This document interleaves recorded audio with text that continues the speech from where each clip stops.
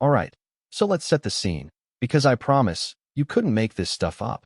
I mean, all I did was move in, set my coffee on the deck, and within a week, it was like I'd wandered onto a battlefield where apparently, I was the enemy. You ever have that feeling? One minute you're watching sunlight dance on the water, and the next, there's a stranger on your lawn, barking rules you've never even heard of, like she's rehearsed this speech in front of a mirror 100 times, building a case instead of just saying hello. Yeah, that happened. I moved to Lakeside Ranch for the peace, real, honest-to-God silence, with enough elbow room that you couldn't hear the neighbor's dog barking or the couple down the street fighting about recycling bins. The house is wrapped around a sparkling lake, docks jutting out over crystal water, and a clubhouse so pretty it could have been on the cover of a vacation brochure. I bought the place sight unseen, which probably sounds nuts, but after years of shoebox apartments and neighbors you could practically high-five through the walls, it felt like winning the lottery. Freedom at last, or so I thought. Day 3, I'm up to my elbows in cardboard, still can't find my favorite coffee mug, and at 7:30 in the morning, someone is pounding on my door like the world's ending. Not a friendly knock, full on, open up, we know you're in there. And there she was, Donna. Clipboard, measuring tape, smartphone already recording. She had this look like she'd just discovered a decimal error in her tax returns and blamed me personally. Without so much as a good morning, she starts in, my property, according to her, is breaking 3 ranch community standards. I haven't even met my neighbors, and I'm racking up violations like frequent flyer miles. She reads them off, one by one, holding up her phone as if this is a live crime scene.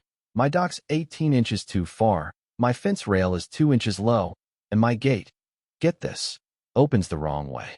She's got the binder to prove it, flipping through rules I swear must have been written in invisible ink because I never saw them at closing. $25 a pop for each infraction. So before breakfast, I owe the HOA $75. You know what I mean? It was so ridiculous I started laughing, until I realized she wasn't joking. Donna showed me a deed addendum, buried in the mountain of paperwork I signed when I bought the place. Told me it didn't matter if I'd read it. Covenant compliance is mandatory. She'd already slapped a violation notice on my dock before we'd even met. Surveillance? Oh yeah, Donna had Homeland Security ambitions. It wasn't about keeping things nice, it was about control. Suddenly, my peaceful lake house felt more like a minimum security prison. But if Donna thought I was going to roll over, she was wrong. The next morning, another fine, posted before sunrise. This time, I had my phone ready, caught her on video sneaking across the property line like a raccoon. She tried to play it cool, but you could see the panic when the flash went off. The fines doubled overnight, and the violations were getting creative. Now my decorative barrel was an aesthetic hazard. My total? $125 and counting. I started to realize this wasn't some one-off busybody. This was a campaign. And the neighbors? Suddenly, everyone had selective blindness. Margaret smiled tight-lipped and whispered warnings. Bob waved from across the lake, but never came close. Nobody wanted to catch whatever curse I apparently had. The Lakeside Ranch Facebook group was a whole other universe, full of aerial photos and code words, as if they were tracking criminal suspects instead of just people trying to enjoy their morning coffee. One former resident messaged me in secret, said, she doesn't want compliance. She wants ownership. Another told me 8 out of 10 targeted families just packed up and left after a year of this. So, I started documenting everything, videos, photos, timestamps. Turns out, Tom, the municipal planning specialist, was watching too. He'd mapped out the whole operation. New arrivals, people without legal backup, anyone vulnerable. Donna and her attorney Stevens were running the place like a little fiefdom, escalating fines into threats of foreclosure. My mailbox started to fill up with legalese, foreclosure warnings, liens. If you've ever had your entire life turned into paperwork, you know the feeling. That's when I brought in my own attorney, Martinez. The guy looked at my stack of violation notices and said, "This isn't just overreach. This is criminal harassment." We dug into the records. Turns out, my property had been purchased 5 years before the HOA was even formed. The covenant they kept waving at me didn't apply. Donna either didn't know or didn't care. Through all this, the pressure on the community was like something out of a Cold War spy novel. People whispered support but stayed away. I set up security cameras. I posted a fake violation notice for Donna to find in the morning just to see if she'd notice. She did, and she looked pissed. The escalation became financial warfare. Attorney bills, fines that doubled if unpaid, threats to auction my house for noncompliance. But there was a bigger game going on. Tom uncovered emails between Donna and some company called Hamilton Lake Properties, planning a $12 million luxury resort right where our little ranch community sat. The harassment? Systematic. The goal? Drive out anyone who might object to bulldozing the neighborhood for condos and a hotel. Turns out, Donna was promised a six-figure payout and an executive position if she could clear the obstacles, meaning families like mine. You'd think that would be the final straw, but then came the real twist. Martinez, bless the man, uncovers old development documents and deeds. Turns out, my grandfather was the original developer. I'd inherited not just a house, but the land under the whole clubhouse, the docks, the boat storage, even the parking lot.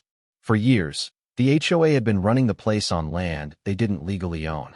Suddenly, I wasn't the outsider. I was the landlord. You can't make this stuff up. The day I confronted Donna with the deed in front of a whole clubhouse full of neighbors was the first time I saw her lose her cool. She pulled something out of her pocket. Turned out to be pepper spray, but for a second there, everyone thought she'd lost it completely. She called the cops on me for threatening board members. When Officer Rodriguez showed up and saw the paperwork and security footage, his jaw practically hit the ground. Donna went from queen bee to criminal suspect in about 10 minutes. Then it all unraveled.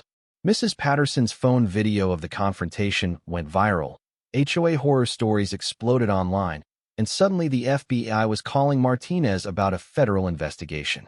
The Hamilton Lake executive and Donna were arrested for conspiracy and fraud. The community finally saw who'd been playing them all along. So, what do you do when you find out the people who tried to drive you out don't even own the ground they're standing on?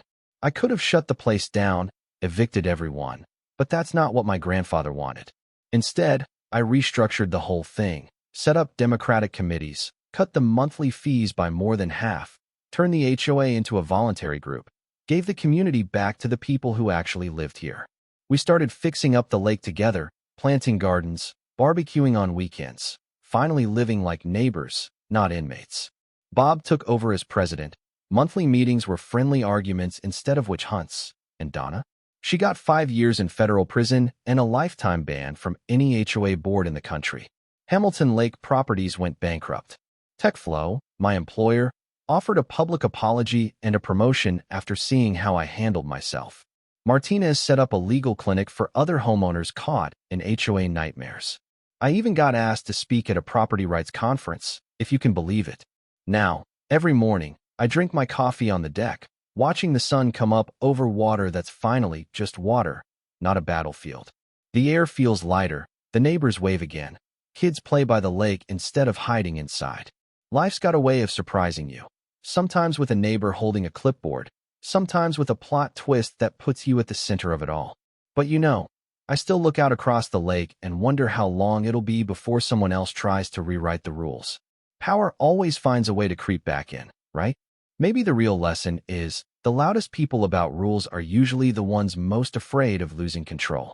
So what about you? Would you have fought, or packed up and left? Drop your story or your take in the comments. Let's hear where you stand on community, justice, and what you'd do if the rules got turned upside down. Stay stubborn, stay sharp, and for the love of peace, don't let anyone else draw your property line.